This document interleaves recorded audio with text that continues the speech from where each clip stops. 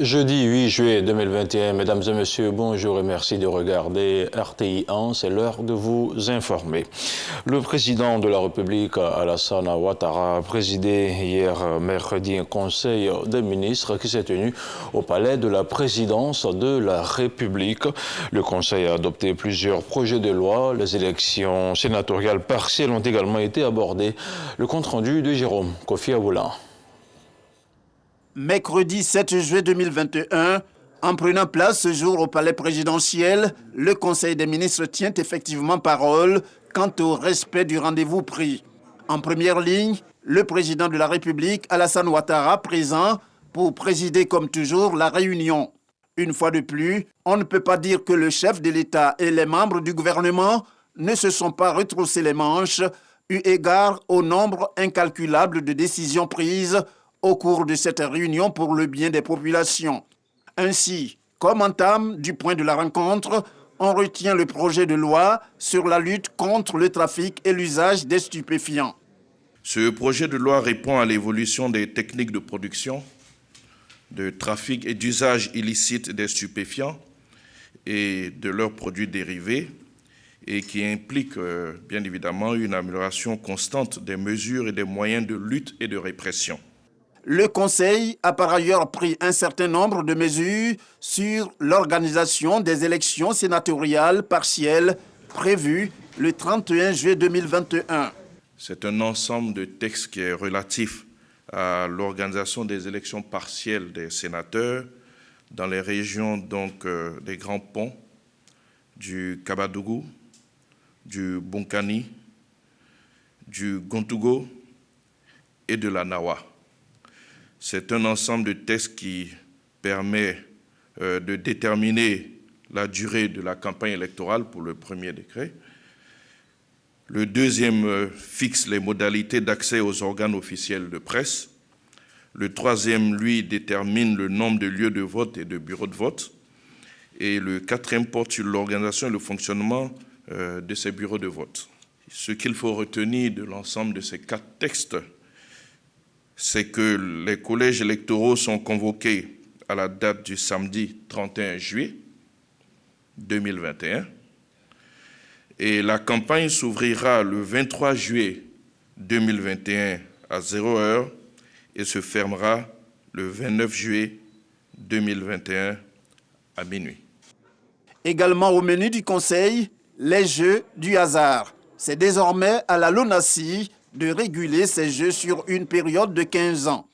Le Conseil a adopté un décret portant sur l'approbation de la Convention de concession d'exploitation des jeux de hasard entre l'État de Côte d'Ivoire et la Loterie nationale pour une durée de 15 ans. C'est un décret qui permet en fait à la LONASI de prendre en compte les nouveaux jeux de hasard, notamment les jeux en ligne, et qui permet enfin à la LONASI de pouvoir délivrer des licences, des agréments aux différents opérateurs. C'est une action qui s'inscrit dans le cadre de l'application de la nouvelle loi qui a été votée, portant régime juridique donc des jeux de hasard et qui instaure notamment une autorité de régulation donc des 10 jeux. Ce réajustement du dispositif procède donc de la légitime nécessité pour l'État d'accroître son contrôle sur le secteur du jeu par l'adoption de mesures vigoureuses contre des opérateurs qui exerçaient donc de façon illégale. La question de l'emploi, on en a aussi parlé à travers la création, l'attribution, l'organisation et le fonctionnement de l'ONEF, à savoir Observatoire national de l'emploi et la formation. Au titre du ministère de l'Emploi et de la Protection sociale et en liaison avec les ministères concernés, le Conseil a adopté un décret portant création, attribution, organisation et fonctionnement d'un établissement public national à caractère administratif dénommé Observatoire national de l'emploi et de la formation. Le Conseil a en outre informé sur l'organisation de la 9e conférence du TAC, traité d'amitié et de coopération entre le Burkina Faso et la Côte d'Ivoire, prévue du 25 au 28 juillet sur le sol ivoirien, et l'organisation de la journée de l'excellence le 6 août. Le prochain Conseil des ministres aura lieu le 21 juillet 2021. Un mot d'économie à présent. La BAD, la Banque africaine de développement, va soutenir la mise en œuvre du PND sur la période 2021-2025. C'est ce qu'a affirmé mardi le président de l'institution qui a rencontré le chef du gouvernement, Patrick Achi. Le portefeuille des opérations de la Banque africaine de développement en Côte d'Ivoire se chiffre actuellement à plus de 2,7 milliards de dollars. Les précisions d'Alexis Ouedraogo. La Côte d'Ivoire était sur une trajectoire exceptionnelle au niveau de la croissance, avec les taux de croissance de moyen 7% par an depuis 2016 jusqu'à 2019. Malheureusement, à cause de Covid, ça a été baissé à 2%. Mais quand même, avec le relance de l'économie, il y a la vaccination, il y a la reprise du tourisme, la manufacture, les services, le transport et tout ça là. Il y aura un rebond de cette économie cette année avec prévision de 6,2% et l'année prochaine 6,5%. Le président de la Banque africaine de développement était mardi à la primature.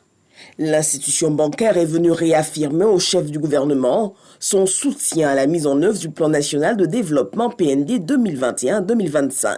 J'avais assuré son Excellence, Monsieur le Président, de deux côtés. Au titre personnel, moi je suis ivoirien, nigérien, et donc que vraiment je soutiens fortement le plan national de développement.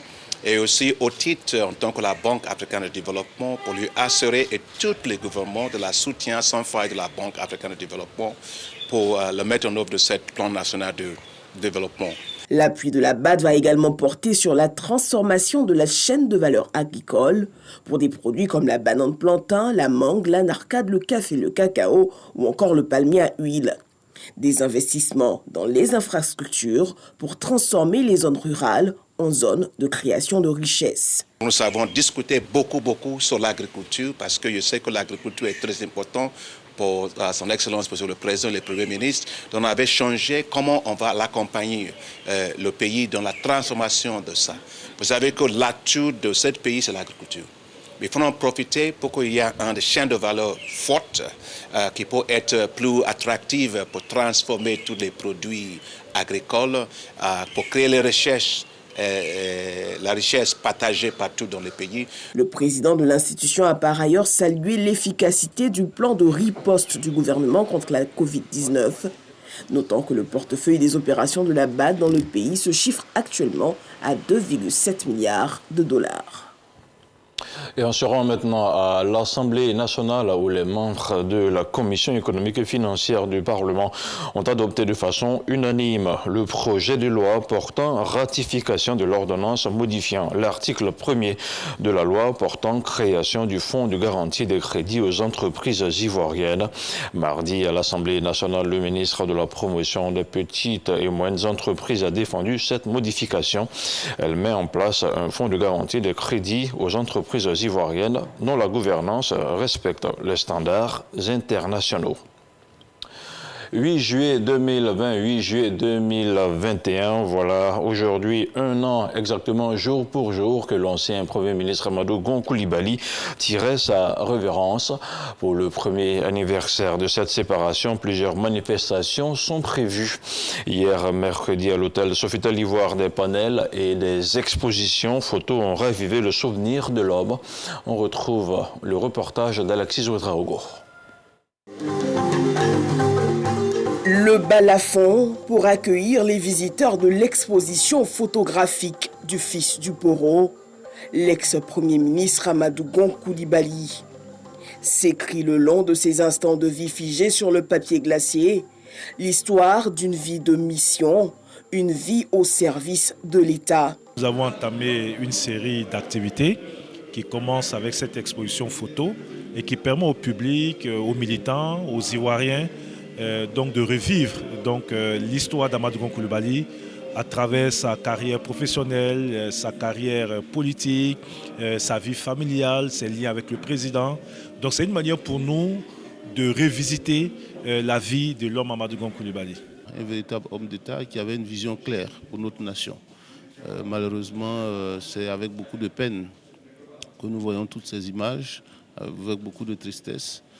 toutes nos prières, c'est que son âme repose en paix. Non loin, dans la salle attenante, un panel raconte l'homme, vie professionnelle, vie politique. Les choix politiques d'AGC tirent leur source de sa grande admiration pour Alassane Ouattara, avec qui il a partagé la même ambition pour la Côte d'Ivoire.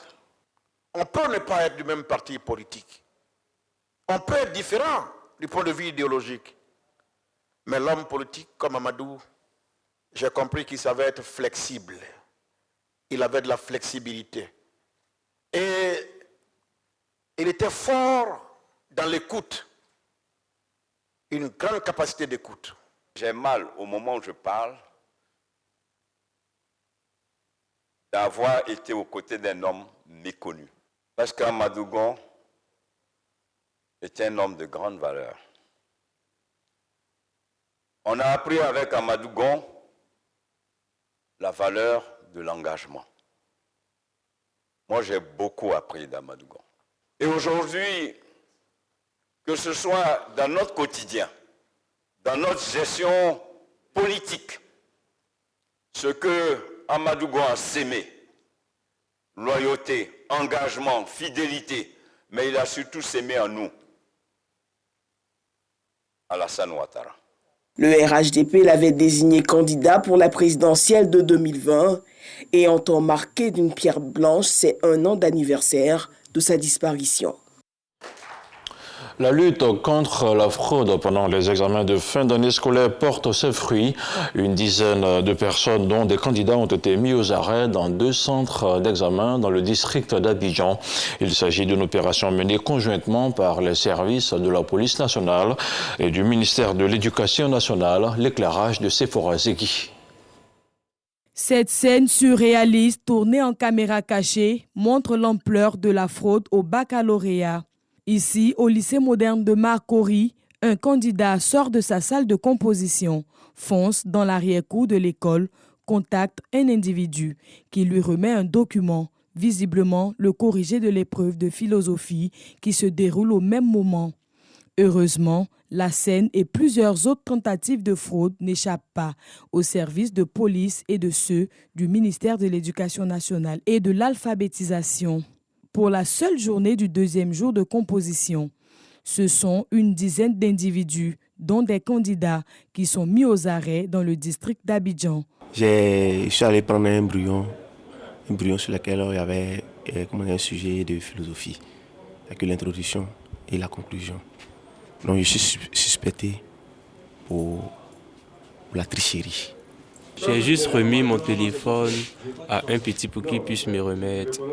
Après, vu qu'il s'entraînait dans la salle, donc du coup, quand ils sont venus en salle, le gendarme avec le chef du centre, ils nous ont demandé s'ils ont des téléphones, si on peut remettre. Alors, il a remis. Je reconnais que j'ai remis mon téléphone à un petit pour m'apporter, c'est tout.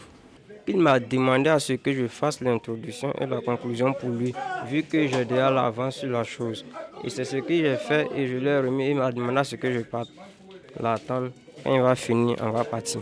C'est ça, ils sont venus m'arrêter pour me dire que j'étais en train de faire des transactions. Et sinon, j'ai avoué, je reconnais que je lui ai remis l'introduction et la conclusion comme il m'a demandé. Au lycée moderne de Marcory, tout comme au groupe scolaire Rodin de Yopougon-Yangon, les modes opératoires sont les mêmes. Soit les candidats fraudeurs reçoivent les corrigés via WhatsApp, soit ils trouvent une astuce pour récupérer le corrigé de l'épreuve des mains des individus se trouvant à l'extérieur des centres de composition. L'opération qui a servi à mettre le grappin sur eux traduit bien la volonté de la ministre Mariatou Koné d'améliorer considérablement les acquis du système éducatif ivoirien en accentuant la lutte contre la fraude. N'attendez pas qu'on mette des vidéosurveillances, n'attendez pas qu'on utilise des moyens ultra sophistiqués pour vous empêcher de tricher. Soyez vous-même votre propre gendarme, votre conscience personnelle, parce que c'est votre valeur intrinsèque que nous allons juger. L'opération discrète se poursuivra jusqu'au dernier jour des examens à grand tirage sur toute l'étendue du territoire national. En attendant, les candidats fraudeurs et leurs complices vont répondre de leurs actes devant les juridictions compétentes. Dans l'actualité internationale, 4 mercenaires impliqués dans l'assassinat du président Jovenel Moïse à Haïti ont été tués, 2 autres ont été arrêtés, a annoncé mercredi soir le directeur général de la police nationale d'Haïti, Léon Charles. Le président Moïse a été assassiné par un commando armé en pleine nuit à son domicile et l'état du siège a été décrété dans le pays dans la foulée. Après l'assassinat du président Jovenel Moïse, le premier ministre par intérim, Claude Joseph, semble pour l'instant aux commandes du pays. Et puis, pas de bouclier humain ni d'arguments juridiques assez solides pour Jacob Zuma. L'ancien président sud-africain a passé sa première nuit en prison. Jacob Zuma, condamné à 15 mois de prison pour outrage à la justice, s'est rendu lui-même à la police dans la nuit du mercredi 7 juillet. Il avait quitté sa résidence de Nkandla dans le KwaZulu-Natal peu avant minuit, évitant ainsi une intervention de la police. Les recours engagés en urgence par son équipe juridique n'ont pas suffi à repousser l'ordre de l'arrêté émis par la Cour constitutionnelle. Jacob Zuma a enfin fini par accepter de se livrer lui-même aux autorités. Et c'est ici que l'on s'arrête pour ce 6h30. Merci de l'avoir suivi. À 13h, retrouvez Marine Cognan. Quant à moi, je vous rejoins chez vous à 23h.